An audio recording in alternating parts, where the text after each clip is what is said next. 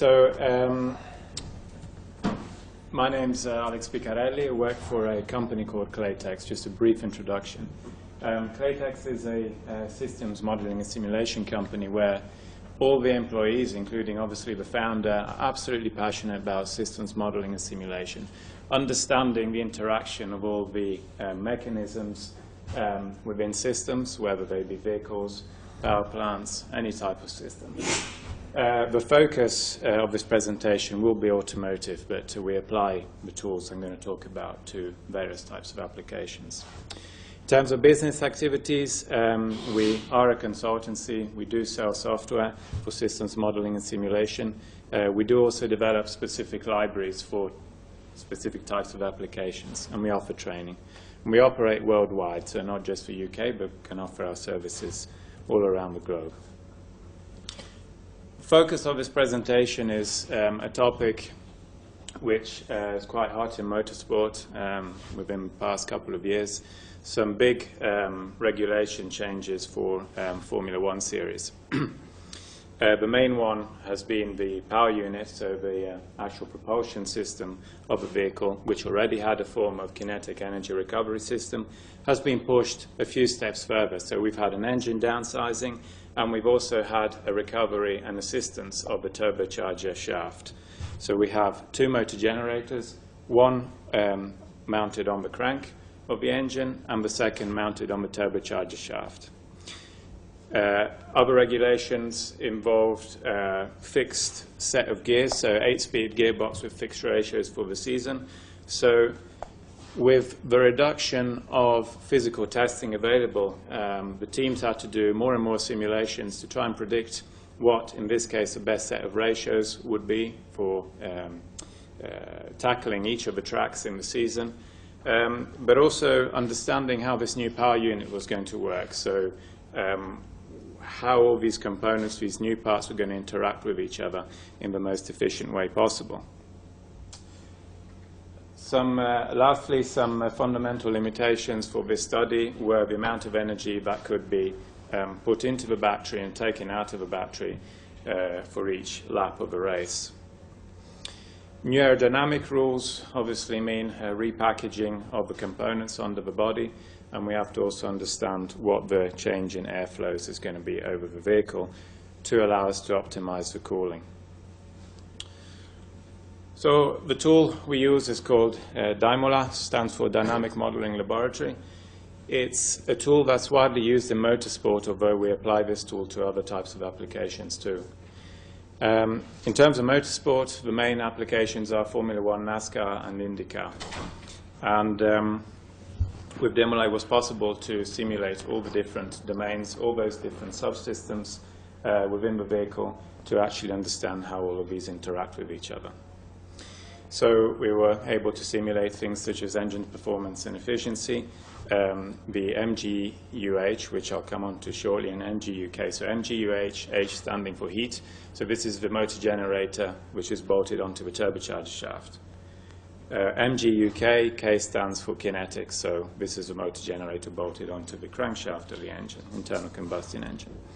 We were able to study the thermal management of all these systems, so understanding how to take the heat away in the most effective way possible from these systems, but also how to control these electrical systems to try and generate the least amount of heat for an equivalent amount of performance. So why is DYMOLA popular in motorsport? Extensive range of application libraries to cover all these subsystems, modeling of all these subsystems in the vehicle, based on Modelica, which I'll come on to shortly, which is an open modeling language, where models are not black boxed. They're open for the user to customize, to extend, to see what the equations are describing the behavior of those components. This modeling language, I'll come on to some details shortly, allows us to have a very fast running model, but still capturing high levels of detail within it.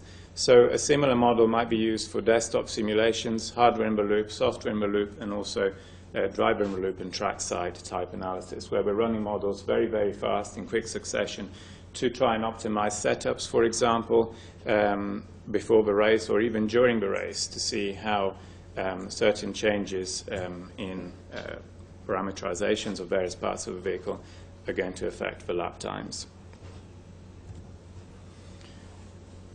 Quick few words about physical modeling. So traditionally, a lot of simulation code has been procedural code. So we write a code and we write the calculations in a particular sequence, and that sequence is effectively the order in which these calculations are going to be performed. So, for example, inverting models can be quite tricky, so we might have to rework a lot of the system, a lot of the components, to run that model in reverse in a backward-facing manner. Daimler uses a component-oriented approach, so we're talking component-based modeling, dragging and dropping of the actual parts of the subsystems into an environment where we can physically connect these components up to each other.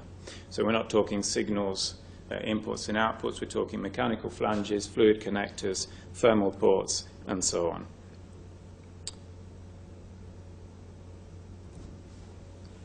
So a quick example of a model definition. This is a 1D rotational inertia, but this principle applies to any component, electrical, hydraulic, pneumatic, and so on. So definition of the model is typically as you see on here. So we declare parameters and variables, all of these having units where applicable. Unit checking is then performed on the equation section we write. The equation section describes the behavior of this particular component when we apply, in this case, a torque to it, a speed actuation, or a position actuation. And we also have two mechanical flanges. So these are not input and output connectors. These are mechanical flanges, acausal. They capture the torque and position and angular velocity of that particular connector. Because this code is not procedural, because it's equation-based, these equations are automatically rearranged when we compile the model to calculate the unknowns in the system. During the rearranging, there's also simplification of the complexity of the code, so we remove any redundant equations. We perform tearing to the systems of equations. So generally, we improve the efficiency of those systems of equations without any detriment whatsoever to the accuracy of the calculation. So these equations I can rewrite in whichever order I want, whichever form I want, so long as the units balance and the equations are still valid. Project objectives for this particular task was to study the thermal management, the heat rejection from the energy recovery system, to be able to size intercoolers appropriately, but also to try and optimize the volume of coolant in the system to try and reduce weight in particular areas of the vehicle. So to do this, we had to gain a better understanding of the heat rejection from the energy recovery devices, so motor generator, converters, inverters, and also the energy storage device, so the battery. So the paper goes into a bit more detail about how we did this. What I'm going to explain and show you is what actually lies within the model that we used. So this is a testing environment that we have. We have a replaceable driver model and a vehicle model. So the driver model is it's actually a closed loop driver model we're using. So it's controlling throttle, brake, steering, and gear change. The vehicle model contains powertrain, chassis, brakes models, and also tire models. We also have a world component which determines the coordinate system, the direction of gravity, and also animation settings. We want to be able to visualize this system as well.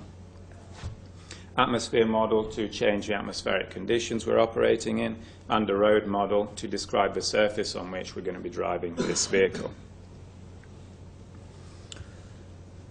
So looking at the vehicle model, if we dive down into it, we can see that it's made up of subsystems, a brake subsystem, a vehicle chassis subsystem, and a powertrain subsystem. These are all readily connected in a template form, an architecture form, which again we can customize if we want to, and the physical connections that connect mechanics, multibody, and also 1D translational and rotational are shown along the perimeter of each of these subsystems.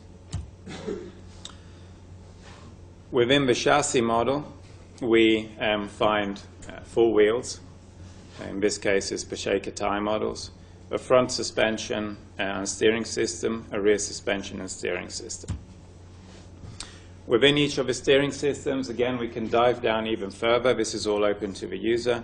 Double wishbone suspension, push rod type, a steering model, and also replaceable dampers and springs. Going down to the last level of depth, we have physical models of dampers and springs, visualization for these, and anti-roll systems, anti-heave and anti-roll systems. In terms of multi-body, we end up with a system that we can test either on track or on four-post rigs, for example, and we can actually analyze how the suspension geometry has changed according to parameters we've reset or tweaked, but also make sure that we've actually specified all those joint anchor points correctly. So these are all multi-body suspensions. They're not tabularized suspension systems. So if we actually change the length of one of these arms, it will actually change directly in the model, in the multi-body model, the geometry of the system. We don't have to rerun a suspension system, tabularize it, and then put that into the model every time we make a setup change. So quickly looking at the internal combustion engine, MGU, so motor generator unit and coolant system integration. We have a mean value engine model representing the V6 turbocharged Formula 1 engine. We're modeling the air paths, the intake and exhaust. We're modeling also the turbocharger, which is then connected to a motor generator unit.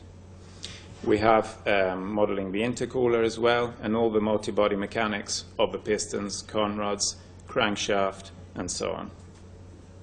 We have a replaceable cooling system where we're modeling the cooling system, so the fluid flow using a particular type of coolant used in the vehicles around both cooling systems, for example, engine and energy recovery system. And we're modeling the flows, the heat rejection to the system as a physical model. On the electrical side, the motors are based on resistors, inductors, and they also include the mechanical side of things, so inertias, bearing losses, and these red connectors are thermal connectors linking the heat rejection or relating the heat rejection of these components to the cooling system. In terms of the energy storage device, equivalent circuit battery model, energy storage, with capacitances and resistances dependent on temperature and state of charge of the battery, and also whether we're charging and discharging it. So again, as I mentioned, the results you can find in the paper. These models are also able to run in real time. So we actually plug these models into driver-in-the-loop simulators, so the drivers can try out the vehicles on tracks without or with limited physical testing that they can do. They can learn these tracks and have a detailed and accurate representation of the vehicle we're going to be racing in, possibly the next weekend or a few races within the season. So thanks for your attention. Again, thanks for staying on. And as I say, for sort of more detailed information, please have a look at the paper. Thanks. Thank you.